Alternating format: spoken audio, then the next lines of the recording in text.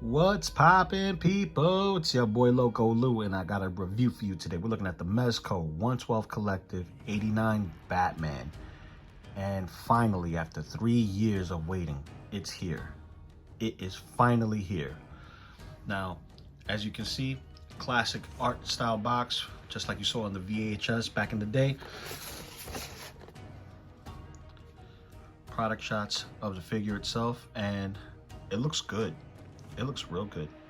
Now let's see if it looks as good as it does on the photos on the figure.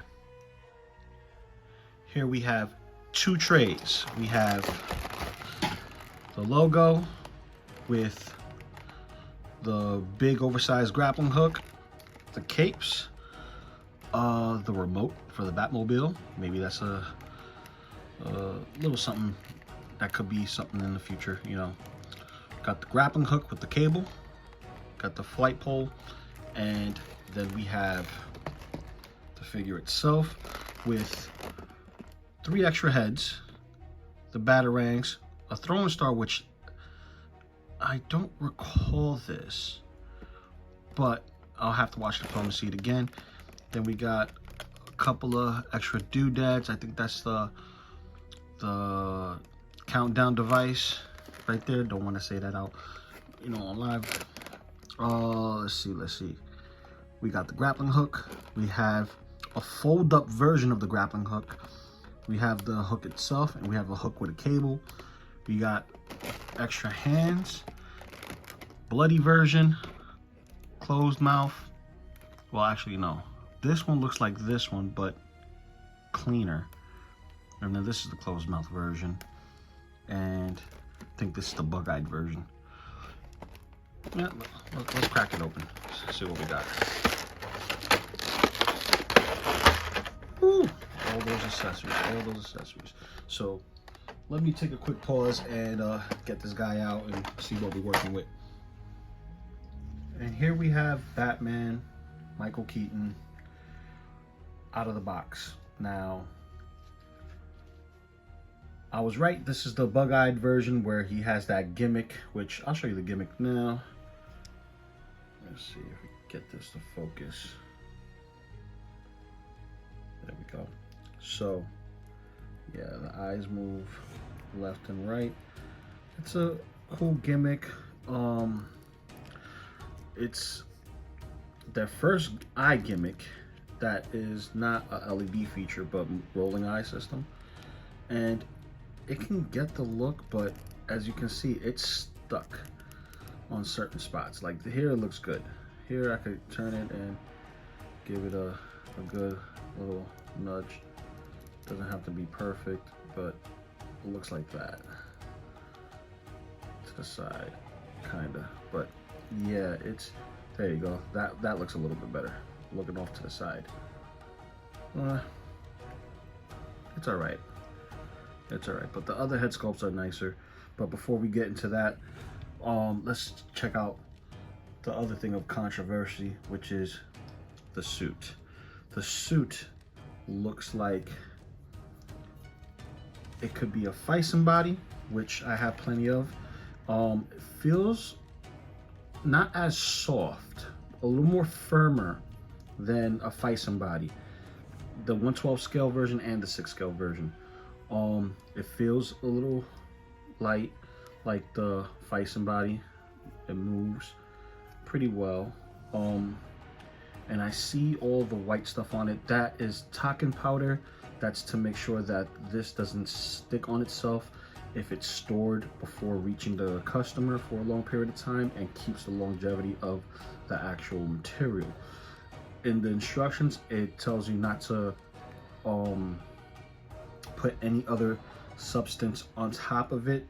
You know, I am going to actually do that though, because this is good, but I have something better. Yeah, guys know, if you've seen my reviews before, you know I did it with the Venom, the Venom pool. Anything with silicone or a urethane body, rubber body, I put silicone grease, Honda silicone grease on this bad boy, and it'll get him nice and shiny. But I'm not gonna put too much on it, just enough just to get the overall, you know, color back into it. But before we get to doing all of that, let's take a look at some of the other things he comes with. So he has the 2 capes. This is the regular cape with no bendy wire, which is fine. It looks accurate. It feels like all the others that are a little stiff because of, you know, the long stitching on the sides. But to weigh this down and weather it down, it's up to you. I would wet it in the inside, have it dangle and hang and drape over him, just so that way it could fit properly. You're not going to damage it. It's black on black, but that's up to you. But I will not be using this specific one. I'll be using the one with the bendy wire, because as you know, I love to pose. I love to pose my figures. So let's see. We got the ring here that's pretty custom to fit around that neck. So there you go. And that's a strong magnet. So let's get to the other accessories. Let's see.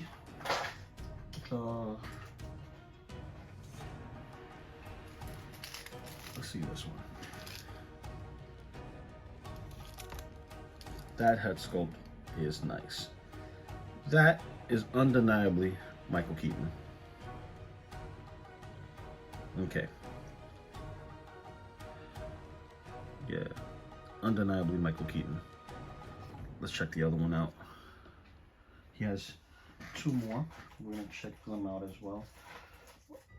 We have, which I think is one of the best versions, and that is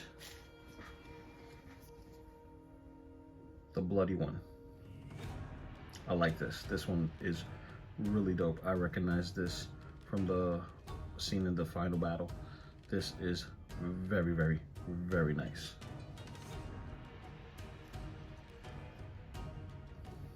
Which I think it's,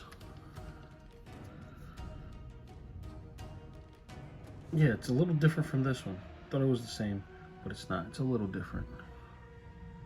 As you see, it has a little damage on the side here, which I think is accurate to the film. He had a little bit of a rustle and tussle. So, yeah, even on the side of the mask, it was a little torn. Then the stoic look. So let's go with the stoic look. First, we're gonna take off the magnet head portion and take a look at this right here. All right. Take our cape. Here we go. It's attached with maybe a little piece of the cape still sticking out here. It's not 100% perfect in because of the little cape piece, but what you want to do is you want to pull on the cape a little bit, get the lip in and work your way around it. I will say start on the smoother end right here and work your way around from this side or this side, depending if you're lefty or righty, whatever. And then you get the key in its slot. If it pinches a little bit, it shouldn't be a problem. Let's try the head now. Oh yeah. Oh yeah, baby. Look at that. That is nice. That is really nice.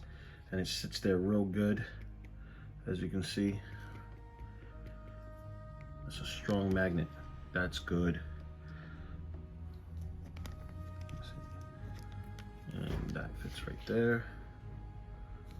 There's the other one. Very, very, very nice. And then we'll check this one out. Battle damaged one. Yeah, that looks really nice. Yeah. See that? That looks awesome. Awesome, awesome, awesome.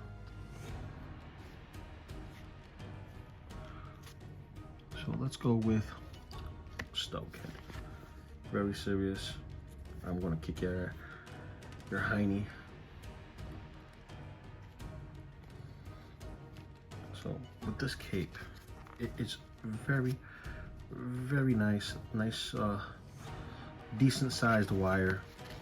I know a couple of people had issues with it not having wire everywhere, which I get why they didn't do it. It's kind of similar to what happened with that third-party 1/4 scale Spawn figure, the Immortal hero.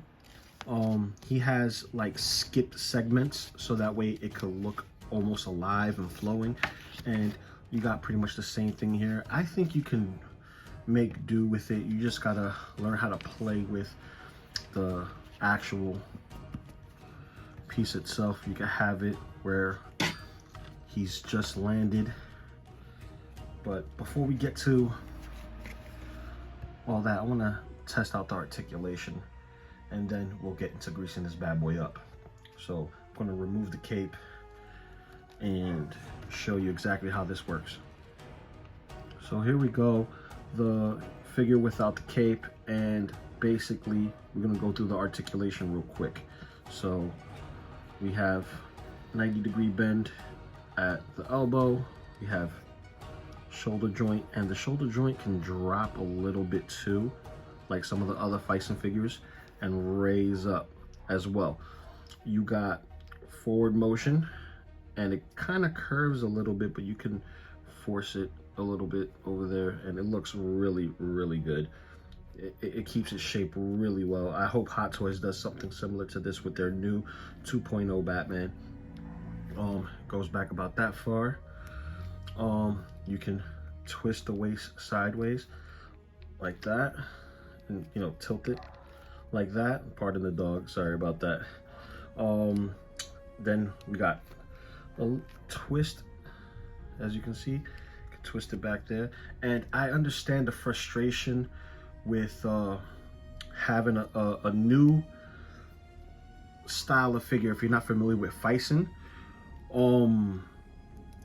But this one's a little bit stiffer around the joint area, which it's pleasing and scary at the same time. Like right here and up here in the middle is like the scariest parts, because you feel like you're gonna break it, but give it a little bit of force, and allow it to bend naturally, and you'll be able to have them sit down, crouch, what have you, and it's all good.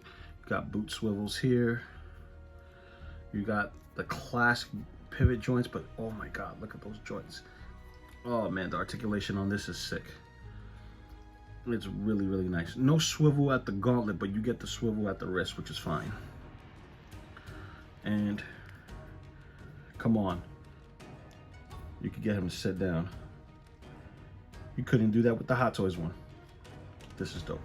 Now let me put him straight and get him ready for the greasing. Here's the Schnitzel grease. This is what I use. Silicone greaser.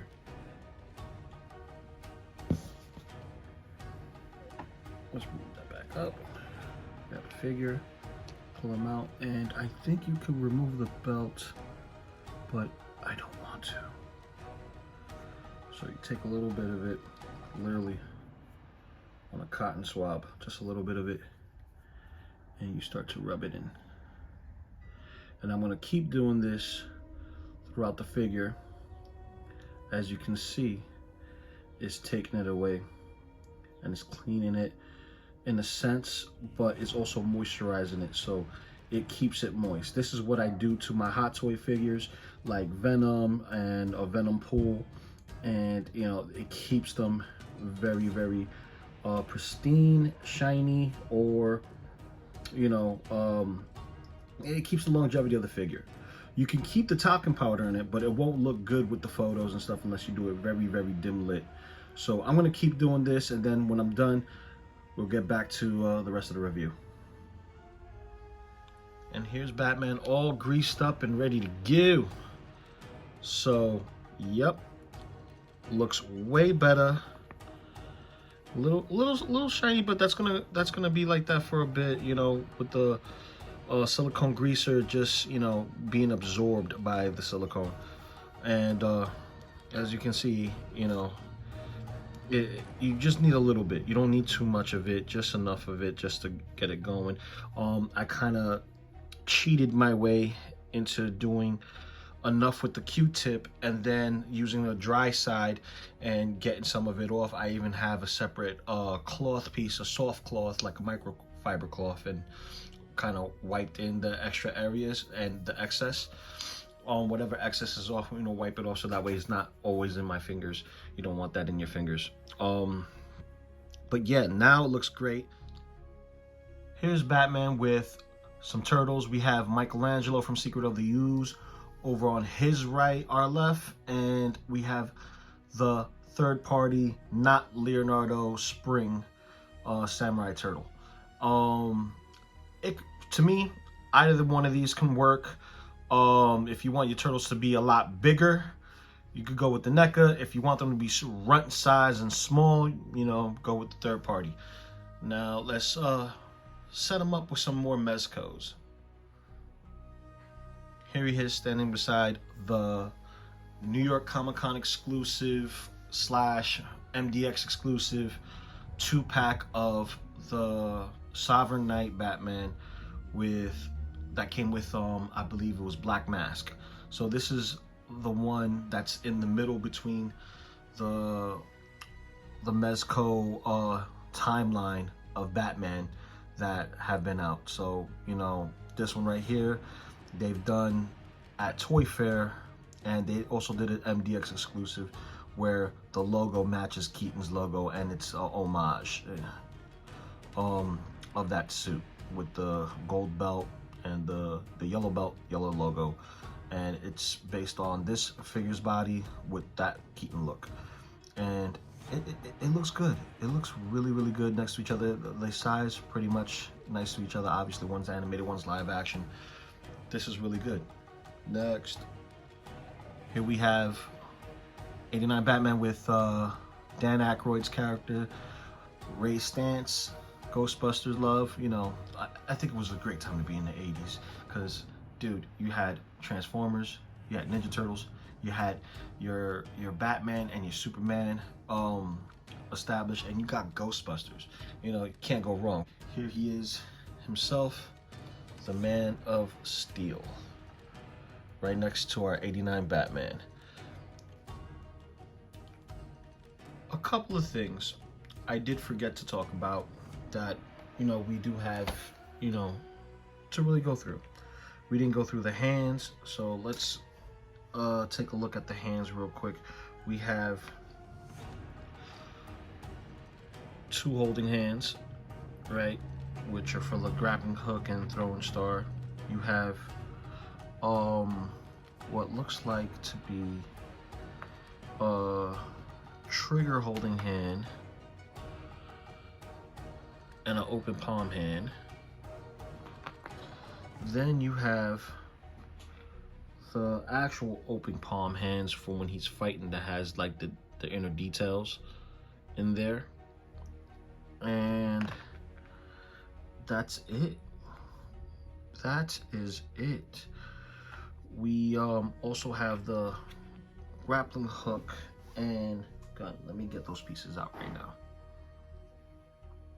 Now here's something that's really, really cool that I did not notice is he has a magnet, 2 of them, on his belt, in the inside of the belt, and you can put his fold-up grappling hook or a grapple gun on his belt, which is really awesome, very dope. I dig that. That is really nice. It's the only thing that's magnetic. We also have the detonation device, and there it goes back into the bin where it's supposed to go, the little tray. We also have what I believe this is the smoke bomb, the one with the tip in it. He throws this on the ground, it breaks and creates the smoke effect as seen in the film. Excuse me. And we also have the iconic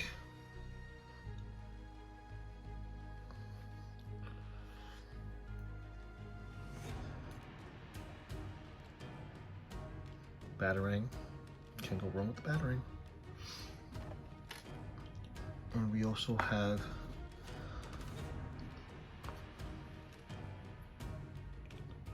grapple gun with the hook into it. I don't want to use the wired ones. It's the same thing with the grappling hook that comes with Batarang. I don't want to use that as of now, but this is what you can do with it. It fits in the hand nice, like a glove. And I think I'm missing one more piece. It's a throwing star, right? Give me a moment. And here's the throwing star. Very small, very nice. You get a lot with this guy, considering he's very, very, very simple. Man, I forgot about this beautiful thing right here. Hold on, because I was about to put on the grappling hook hand and all that other stuff, and I didn't get to show you guys this. This right here is neat. This is neat. This bends over. This is a little looser. This is tighter, which is fine. Splits right in the middle, which I think is cool. I think you could use this as a weapon too. Shoot. And it doesn't matter. It's not assigned to any specific wrist, so I'm gonna put it right here on the forearm. Let me just try to grab it here without breaking it. Well, would be smart to do it this way. That's already out. Come on. There we go. And then just slide it over. If I can get it. Well, you can get the gist of it.